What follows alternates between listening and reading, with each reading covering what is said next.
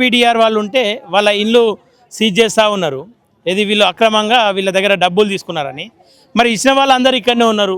వీళ్ళని ఎందుకు ఎంక్వైరీ చేస్తలేరు? ఎంత ఇచ్చిరు మీరు, ఎందుకోసం ఇచ్చిరు వాళ్ళకి లంచాలని చెప్పేసి వీళ్ళు చెప్తా ఉన్నారు. ఒకవేళ ఇచ్చినట్టయితే మేము ముందుకు రండి, మా వాళ్ళని తీసుకొని రండి అని చెప్పి చెప్తా ఉన్నారు. సరే, ఇలా వాళ్ళు లంచాలు తీసుకున్నారన్న అనుమానాలతో వాళ్ళ ఇల్లు సీజ్ చేస్తూ ఉన్నారు, వాళ్ళ బండ్లు సీజ్ చేస్తూ ఉన్నారు కదా. లంచాలు తీసుకొని డైరెక్ట్ దొరికినటువంటి అధికారులు అనేక మంది ఉన్నారు.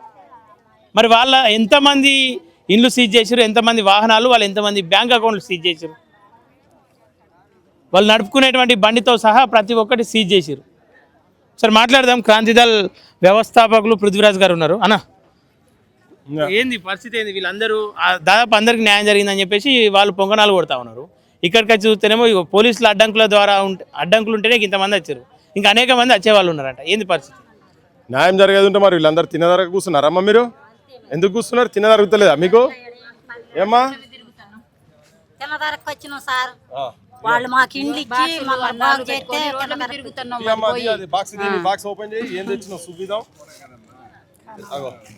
తీసుకో, చూపి వాళ్ళు చూడు, వాళ్ళ పరిస్థితి ఏంటి చూడు.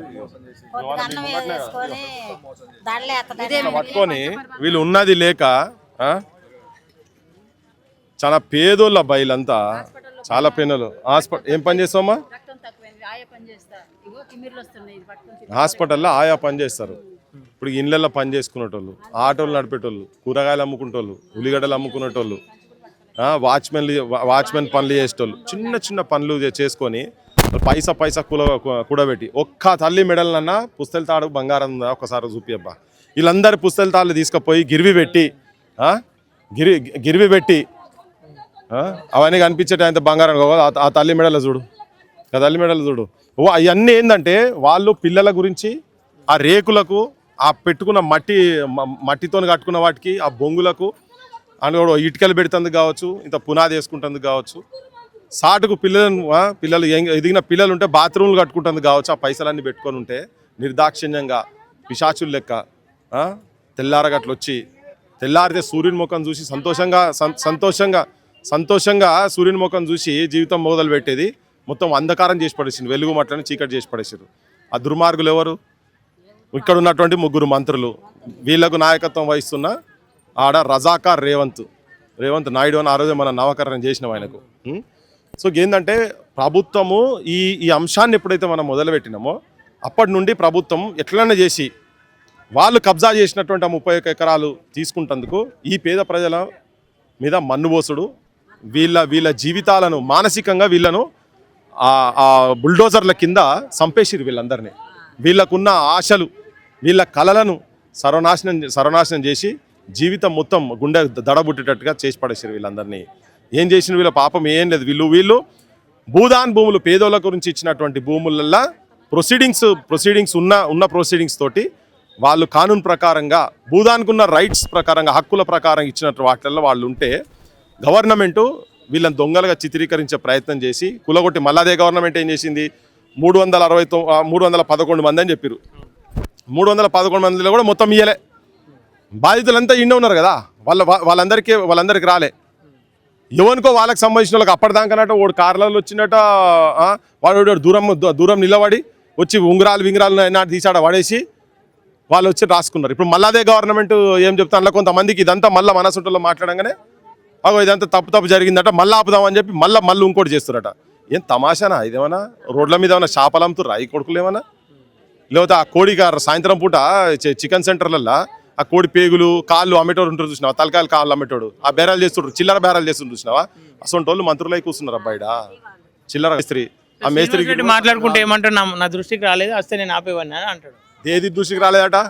శ్రీనివాసరెడ్డి ముఖ్యమంత్రి రేవంత్ రెడ్డి ఇంటికాడ గడ్డి వీక్తుండా, లేకపోతే పార్కుకి ఏమైనా దాన్ని డెకరేషన్ చేసి కొడుతుండా, లేకపోతే ముఖ్యమంత్రి కార్ డోర్ తీస్తుండా, ఆయన కూర్చొని ఏం చేస్తుండ శ్రీనివాసరెడ్డి? వీళ్ళందరూ దొంగలే. శ్రీనివాసరెడ్డి కూడా, పొంగులేటి శ్రీనివాసరెడ్డి కూడా అందులో భాగస్వామ్యం ఉన్నోడే. అదే శ్రీనివాసరెడ్డి మొదలేమో నాకేం తెలియదు అని చెప్పిండు, తుమ్మల నాగేశ్వరరావు గట్టినే మాట్లాడిండు. వీళ్ళందరూ కలిసే ఉన్నారు, ఈ భూభాకాసులు అందరూ కలిసే ఉన్నారు. వీళ్లకు న్యాయం జరుగుతలేదు, చేస్తలేరు. తర్వాత ఇంకోటి ఏంది, ఇప్పుడు కొత్త బిచ్చగాళ్ళు పొద్దురుగాడు అన్నట్టు కొత్త వాళ్ళు వీళ్ళు చేసి ఇల్లు కూలిపోయిన తర్వాత 15 రోజుల తర్వాత వస్తారు కొంతమంది ఇడికి వచ్చి దీక్షలు చేస్తున్నామని కూర్చుంటారు. అయిపోయింది అని చెప్పి చదువుకొని వెళ్ళిపోతారు. దాంట్లో మనసుంటో మనకు సంబంధించినటువంటి ప్రజల గురించి కొట్లాడుతాం అనేటోళ్ళు కూడా ఆ కమిటీ అని చెప్పి నిజ నిర్ధారణ కమిటీ అని చెప్పి ఒక కమిటీ వచ్చాయి. అంతకుముందు ఆ కమిటీ చైర్మన్ వచ్చి ఇక్కడ వచ్చి మొత్తం చెప్పిపోయాడు 62 ఎకరాలు అన్నాడు. ఇప్పుడు ఎందుకు మాట మార్చారో మాకు అర్థమైతలేదు. ఈ కవితమ్మ గవర్నమెంట్ తోటి ఏం మాట్లాడుకున్నదో తెలియదు. కవితమ్మ రేవంత్ రెడ్డి వదిలిన బాణమామే.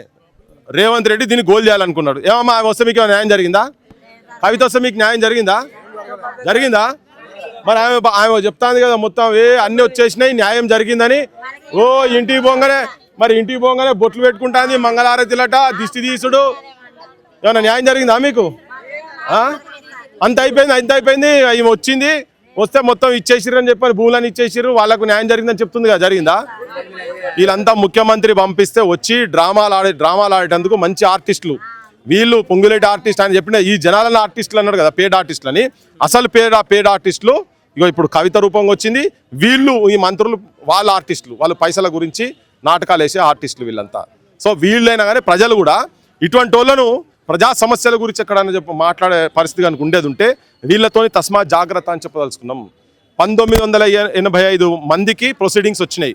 మీ దాదాపు 1000 అమ్మ ఎన్ని ఇళ్ళు ఉన్నాయి? 1000 ఉన్నాయి కదా మీ అన్ని. మరి వీళ్ళందరూ మరి న్యాయం జరిగింది మేము ఇస్తున్నాం అన్నారు.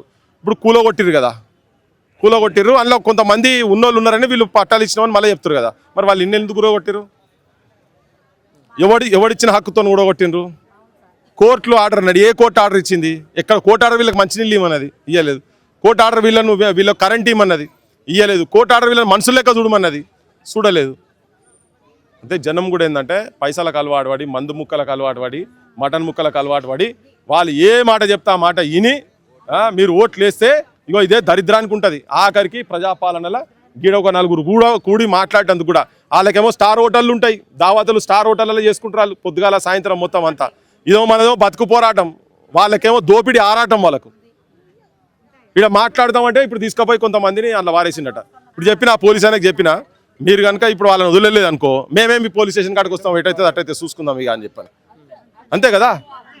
ఇది ఎక్కడిది? ఇప్పుడు మేము మనం అందరం వచ్చిన తర్వాత కూడా వీళ్ళ మీద గింత పోలీస్ రాజ్యం లెక్క బయటకు అంతమంది పోలీసు వాళ్ళు ఉండే కదా. ఏమంటారు వాళ్ళు? పేదోళ్ళు కదా.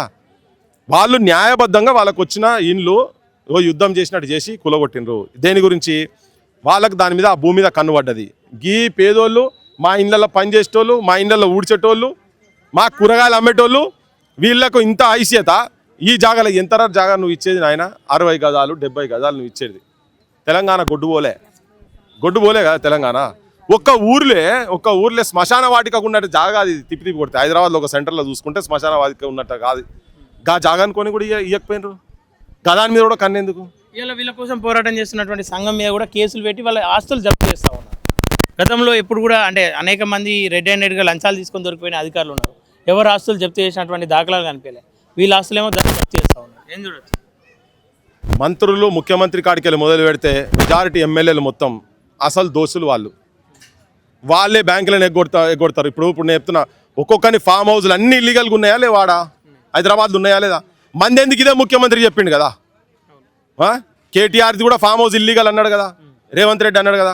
ఈయనకున్నాయి ఇల్లీగల్గా, ప్రతి ఒక్కరికి ఉన్నాయి. పొంగులేటికి ఉన్నాయి, బట్టికి ఉన్నాయి. డ్రోన్లు పెట్టి తిప్పి చూపించినాయి కదా జనానికి. దాన్ని ముట్టడు, దానికి ఏం కాదు. కానీ ఇక్కడ 1000 ఇండ్లు కూలగొడతాడు. ఒక్క ఫామ్ హౌస్కి ఉన్నంత జాగా కాదు కదా వీళ్ళది. వీళ్ళందరూ తోడు దొంగలే. అన్ని రాజకీయ పార్టీలకు సంబంధించినటువంటి నాయకులు అందరూ దొంగలే. ఈ పర్టికులర్ ఇష్యూలో అందరికి తేలిపోతున్నది కదా మొత్తం. ఆయననే అన్నాడు, అరే మంది మూసి సాఫ్ చేయాలి, ఎందుకంటే జనం మొత్తం ఇది ఫామ్ హౌస్లోకి వెళ్ళి ఇది పోస్తుంది, ఇది తాగాలనా, ఇది పోయేటోంది, ఇది తింటారా అని చెప్పని అన్నాడా లేదా? జనమే సాక్ష్యం కదా రేవంత్ రెడ్డి అన్నడా లేదా అని. ఒక్క ఫామ్ హౌస్ అన్నీ 100 గులగొట్టినావా? ఒక్క పొంగులేటి గులగొట్టినావా? లేకపోతే నీ ఆపోజిషన్ ఉంది గులగొట్టినావా? ఆఖరికి వెనక కనిపించిన నాగార్జున గారు అంటుంది ఏదో కులగొట్టినట్టు చేసినావు. ఇప్పుడు మళ్ళీ గల్లె మిలాయించుకొని ఒకడు ఆడ పోయి గదరా వాట్స్ దగ్గర నిలబడి ఉన్నారు కదా. ఒక్క ఫామ్ హౌస్కున్న జాగా కాదు వీళ్ళ జాగా. కానీ నువ్వు ఎంతమంది రోడ్డు మీద తీసుకొచ్చినావు? 1000 మంది ఇల్లు కట్టుకున్న వాళ్ళని గులగొట్టినావు. ఇంకా 895 మందికి వాళ్ళకి రాకుండా చేసినావు. నువ్వు కబ్జా చేసినావు, పత్రాలని చూపించినాం, అన్నీ ఉన్నాయి. అంతకుముందు భూదాన్ భూమి అనే ఉన్నది మొత్తం 62 ఎకరాలు. ఇప్పుడు కొంతమంది కవిత రూపంగా దించి రేవంత్ రెడ్డి ఏజెంట్ అయిన కవిత రూపంగా కొంతమందిని దించి నిజ నిర్ధారణ ఆయన అంత ముందు 62 ఎకరాల 7 గుంటలు అంటాడు. మరి ఏమైందో తెలియదు. ఇప్పుడు ఆ కమిటీ రిపోర్ట్ ఏం చేస్తుంది 31 ఎకరము, మరి మిగతా దాని సంగతి ఏంది అని ఆ చైర్మన్ మీదనే దాడి చేసే కథగాడికి వచ్చింది. ఆయనకేమైనా ఉండేది ఉంటే తర్వాత సంగతి, అవన్నీ వేరు విషయం. వీళ్లకు ఇచ్చినవి వాస్తవాలా కావా, అవి నిజమా దొంగ అంటే నిజమని మళ్ళీ వాళ్ళే ఒప్పుకున్నారు కదా ప్రభుత్వమే. మళ్ళీ అయిన తర్వాత వీళ్ళని ఎందుకు ఇబ్బంది పెడుతున్నారు? ఈ దొంగలంతా కలిసి ఈ జనాన్ని బదనాం చేసేటువంటి ప్రయత్నము పనిలో భాగంగానే ఉన్నారు వాళ్ళు. ఇక జనంకి ఏంటంటే ఈ సమస్య ప్రజల లోపలికి మొత్తం పోయింది. యావత్ తెలంగాణ ప్రజలు కూడా వీళ్ళకు సంఘీభావంగా ఉండాలి. ఇది వీళ్ళ ఇంటి వెలుగుమట్ల ఇప్పుడు మనం ఆపకపోతే ఇవాళ వాళ్ళ ఇంట్లో చీకటి అయింది, రేపు పొద్దుగాల తెలంగాణలో ప్రతి ఇంట్లో చీకటి కాబోతున్నది. ఇటువంటి దుర్మార్గుల చేతులలో రాజ్యం పాలన ఉండేది ఉంటే వీళ్లకు మనము సంఘీభావంగా ఉండాలి. ఈ పేదోళ్ళ పక్షాన మనం ఉండాలి. ఆ ఉన్నోళ్ళ ఫామ్ హౌస్ రాజకీయ నాయకులను ఎక్కడ పడితే అక్కడ యువతరానికి, తెలంగాణ యువతరానికి చెప్పదలుచుకున్నా నేను, కంప్లీట్గా ఫెయిల్ అవుతున్నారు మొత్తం రాజకీయ వ్యవస్థ. ఇటువంటి వాళ్ళకు సంఘీభావంగా ఉండాలి. ప్రతి ఊరూరులో చైతన్యం చేయండి. ఈ వాస్తవాలు ఏంటియో చూడండి. ఎవరు ముసుగు దొంగలు ఎవరు, అసలు దొంగలు ఎవరు, ప్రజల గురించి పనిచేస్తున్న వాళ్ళు ఎవరు అనేది కూడా ఇది యువతరం మొత్తం తీసుకోవాలి. డేటా తీసుకొని ప్రతి ఊర్లో 3 మాటల కాడ నిలబడి, రచ్చబండ కాడ నిలబడి ప్రతి ఒక్కరూ చెప్పాలి ఏం జరిగింది, ఏం జరగబోతున్నది. ఇది చెప్పి చైతన్యవంతులు చేస్తే దిగొచ్చి వీళ్ళకి ఏమని ఇస్తారు, వాళ్ళు ఇయ్యన్నాడు రాజ్యం కూలగొట్టాలంతనే తప్ప వేరే దారి లేనే లేదు. తెలంగాణకు వేరే దారి లేదు. వీళ్ళకు కూడా పరిష్కార మార్గం లేదు. ఓకే, మనం ప్రొద్దున వచ్చినప్పుడు చూసుకుంటే దాదాపు 30 నుండి 40 మంది పోలీసులు ఇక్కడ కాపుగాస్తా ఉన్నారు. సరే, కెమెరాలు తీయగానే వాళ్ళు పారిపోయిన దాఖలాలు కూడా చూస్తాం. ఎట్లా చూసుకోవచ్చు వీళ్ళను? ఎక్కడ అంటే అడుగడుగున నిర్బంధం, అరెస్ట్ చేసుడు, ఇదంతా కూడా అసలు ఇప్పుడు నాకు ఒక్కొక్కసారి ఎంత తిక్కలేస్తున్నాడు. ఇవి అందరు పబ్లిక్ ముంగడ చెప్తున్నా. ఆ రాహుల్ గాంధీ గారు అంటాడు ఇక్కడ నాకు కనబడితే చెప్పు తీసుకుంటాలని నాకు అతను. ఏమమ్మా ఏమంటారు? నేను తప్పు మాట్లాడుతున్నానా? చెప్పు, తప్పు మాట్లాడుతున్నానా? కడుపు గాలి మిమ్మల్ని చూసినాక మాట అనబుద్ధి అవుతుంది నాకు. రేవంత్ రెడ్డి అంటాడు కూడా కనబడితే చెప్పు తీసుకొట్టాలనిపిస్తుంది. ఏది కొట్టాలనా లేదా? ఎవరిని కొట్టాలి? ఎందుకు కొట్టాలి? మా ఇల్లు కూడా కొట్టినందుకు ముంచిండు కదా, కొట్టాలనా లేదా? ఎవరిని చెప్పుకొని కొట్టాలి? రేవంత్ రెడ్డిని కొట్టాలి చెప్పు తీసుకొని. ఇగో ప్రజలు మాట్లాడుతున్నారు. ఒక్కసారి ఇట్లా మాట్లాడండి, ఒక్కరు కూడా ఒక్క నోరన్నా అరే కానీ ముఖ్యమంత్రి కదా గాయన ఎందుకు అంటాను అని కూడా ఒక్కరు అంటుండ్రా? రాహుల్ గాంధీ గురించి అంటుండ్రా? ఎందుకు చెప్తున్నామంటే రాజ్యాంగాన్ని చేతిలో పట్టుకొని తిరుగుతున్నావు కదా రాహుల్ గాంధీ. నువ్వు రాజ్యాంగాన్ని చేతిలో పట్టుకొని తిరుగుతున్నావు కదా, రాజ్యాంగ హక్కులు అంటున్నావు కదా. వీళ్ళకి ఇచ్చినటువంటి, పేదోళ్ళకి ఇచ్చినటువంటి వినోబా భావే భూముల మీద మీకు అధికారం లేదు. రాజ్యాంగ పరంగా అది వాళ్ళకు రావాల్సినయే. వాళ్ళ ఇండ్లు గులగొట్టే అధికారం నీకు లేదు. నువ్వు నోటీస్ లేకుండా ఇండ్లు గులగొట్టినావు. నువ్వు రాజ్యాంగాన్ని హననం చేస్తున్నావు. అందుకే నువ్వు అర్హునివి దానికి. నువ్వు పెట్టిన ఇక్కడ నీ చెంచా రేవంత్ రెడ్డి ఉన్నాడు కదా, ఆయన కూడా అర్హుడు. వీళ్ళందరూ చెప్పులు తీసి కొట్టేంత అర్హుడు ఆయనే. తీయవా నీ చెప్పు తీసి చూద్దాం ఎట్టయితే అవుతుంది. చూడు బాగా ఇది రా, నువ్వు నీకు దమ్ముంటే 40 పోలీసులు కాదు రేవంత్ రెడ్డి రా. ఇక నువ్వు రా, నీ 3 మంత్రులను తీసుకొని రా. నువ్వు రావాయా? నీ ఎంతమంది, నీ ప్రజాపాలన ఏంటిదో, నీ ప్రజాపాలన అంటే ఏంటిదో చూపిస్తాం దా. నీ ప్రజాపాలన ఏంటిదో ఈ జనం దగ్గర రా, వెలుగుమట్ల జనం దగ్గర రా. ఇండ్లు కూలగొట్టినవు. నీ అంత దుర్మార్గుడు, నీ అంత రాక్షసుడు, నీ అంత పిశాచులు వాళ్ళందరూ ఎవరైనా నిజంగా ఉండేది నిన్ను చూసి సిగ్గుపడతారా నాయన? ఎటో ఉరికిపోతాయి. ఓరు నాయనో వీడు ఇంత దుర్మార్గుడు, వీని దగ్గర మేముంటే సాధువులం అని నిన్ను చూసి వాళ్ళని చూస్తే వాళ్ళు సాధువులే కనబడుతున్నారు. నీకు అనిపిస్తున్నా ఒక ముఖ్యమంత్రిని పట్టుకొని ఈ మాట అనిపిస్తామని రేపు పొద్దుగా కేసు పెట్టిస్తావచ్చు. పెట్టి నీకు దమ్ముంటే కేసు కూడా పెట్టి అది కూడా చూస్తాం. కానీ ప్రజలు కడుపు మాడి మాట్లాడుతారు. 200 బాత్రూమ్లలో పెట్టి వారం రోజులు పెట్టి నరక హింస, నరక యాతన, ఒక్కొక్కరు నిద్రలు లేక, పిల్లలకు నిద్రలు లేక, బడులు పోయే పిల్లలు 1000 మంది పిల్లల భవిష్యత్తు సర్వనాశనం చేసినావు. ఆయనే 10 ఏళ్ళు కరెంటు లేక ఇవి లేక ఉండడం సామాన్య విషయమా, మామూలు విషయమా?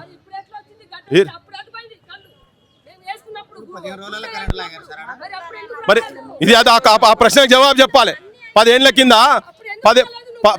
కింద వాళ్ళు గుడిసెలు వేసుకున్నాడు, వాళ్ళు ఇటుకబెట్టి వాళ్ళ కళల ప్రపంచాన్ని ఒక ఇల్లు రూపంగా వాళ్ళు కట్టినాడు. ఏం చేస్తున్నావు? నువ్వే చెప్పినావు ఆపోజిషన్ లీడర్ గుండి ఏమైతుంది పేదోళ్ళకి ఇస్తే, పేదోళ్ళకి ఇయ్యాలి అని నీ రికార్డు ఉన్నది, కావాలంటే నేను తీసి చూపిస్తా. ఇదే ముఖ్యమంత్రి మాట్లాడిండు ఆపోజిషన్ ఉన్నప్పుడు, పిసిసి ప్రెసిడెంట్ ఉన్నప్పుడు మాట్లాడిండు పేదోళ్ళకి ఇవ్వచ్చు కదా, ఇస్తాం కదా.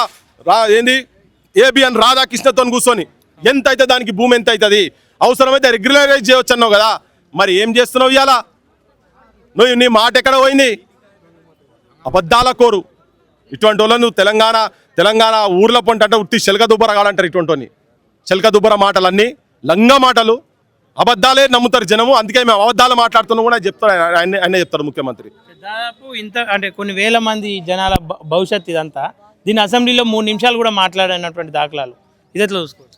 అన్ని రాజకీయ పార్టీలు కలిసి ఉన్నాయని చెప్తున్నా కదా. అందుకే ఇప్పుడు కేటీఆర్ నేను ఇంతకుముందు మాట్లాడినప్పుడు వినిపించిన కేటీఆర్ ఏం మాట్లాడిండో చూపించినాం కదా. ఆయన దీనికి మంత్రి ఏం చెప్తాడు, తుమ్మలు ఏం చెప్తాడు, అరే నువ్వు ఈ చర్చలు పెడితే మీరందరూ ముఖాలు వినిపించిన కదా. మరి ఎందుకు పెడతలేవు చర్చ కనుక పెట్టేది ఉంటే ఆయన కాదు మీ అందరి సంగతి బయటపడుతుంది, మీ అందరి రంగులు బయటపడతాయి, మీరందరు దొంగలు అనేది బయటపడుతుంది. ఇప్పుడు మా సొంటలని చెప్తున్నాం, రేపు మీరు పంచాయతీ పెట్టుకుంటే నడుస్తుంది. ఇద్దరికి నిబద్ధత లేదు, ఇద్దరికి నిజాయితీ లేదు. అసెంబ్లీలో వీటి గురించి ఆ చర్చ ఏం కావాలి?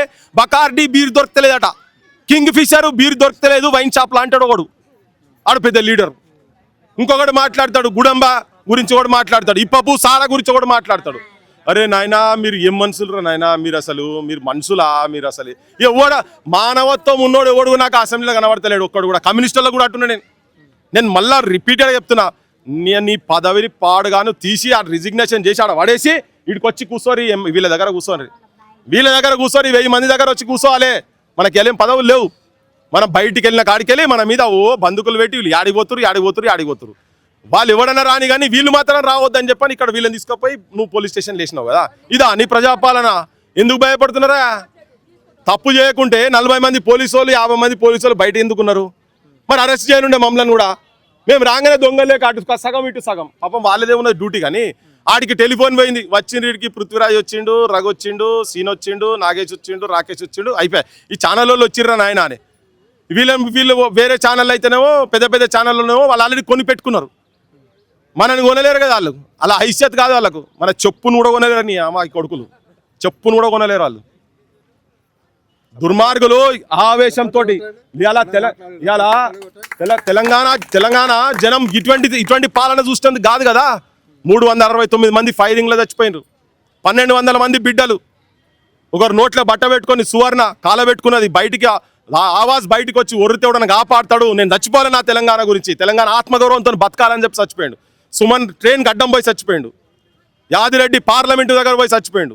యాదయ్య పోతాని మీద పెట్రోల్ పోసుకొని యూనివర్సిటీ కాడికి వెళ్ళి అమరవీరుల స్తూపం సైడ్ ఉరుక్కుంటా చచ్చిపోయాడు. ఇది తెలంగాణ గురించి కాదు కదా, ఈ దొంగల చేతులలో పడుతుంది కాదు కదా తెలంగాణ.